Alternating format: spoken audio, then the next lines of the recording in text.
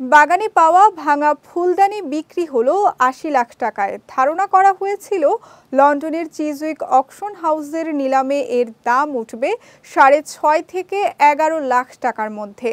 কিন্তু যুক্তরাষ্ট্র, ডেনমার্ক ও স্থানীয় এক নারীর তীব্র বিডিং যুদ্ধের পর শেষ পর্যন্ত এক মার্কিন বিডার সেটি জিতে নেন। বিস্তারিত জানাচ্ছেন সৈয়দ নওশাদ। যুক্তরাজ্যের একটি বাগানে বহুদিন ধরে পড়ে থাকা একটি ভাঙা ফুলদানি নিলামে রেকর্ড দামে বিক্রি হয়েছে। মাত্র ৪ ফুট লম্বা এই পাথরের তৈরি ফুলদানিটি বিক্রি হয়েছে $৬৬,০০০, বাংলাদেশি মুদ্রায় যা প্রায় ৮০ লাখ টাকা।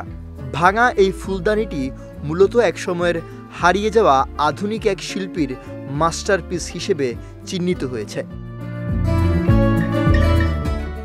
আন্তর্জাতিক সংবাদ মাধ্যম নিউ ইয়র্ক টাইমসের এক প্রতিবেদন অনুসারে ফুলদানিটি তৈরি করেছিলেন বিখ্যাত জার্মান বংশোদ্ভূত ব্রিটিশ শিল্পী হ্যান্স কপার, যিনি ১৯৩৯ সালে নাৎসি জার্মানি থেকে যুক্তরাজ্যে পালিয়ে এসেছিলেন। ১৯৬৪ সালে লন্ডনের ক্যাম্বারওয়েল স্কুল অব আর্টসে পড়ানোর সময় তিনি এই ফুলদানিটি তৈরি করেন।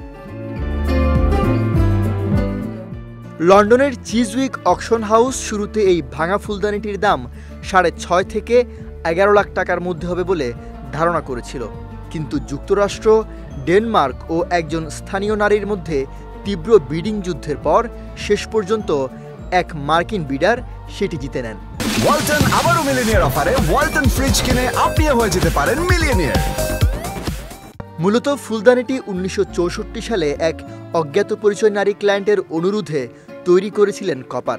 বিশেষজ্ঞরা জানিয়েছেন, কপারের বেশিরভাগ কাজ ১০ থেকে ৪০ সেন্টিমিটার উচ্চতার হলেও এই ফুলদানিটি তার সবচেয়ে বড় কাজের একটি।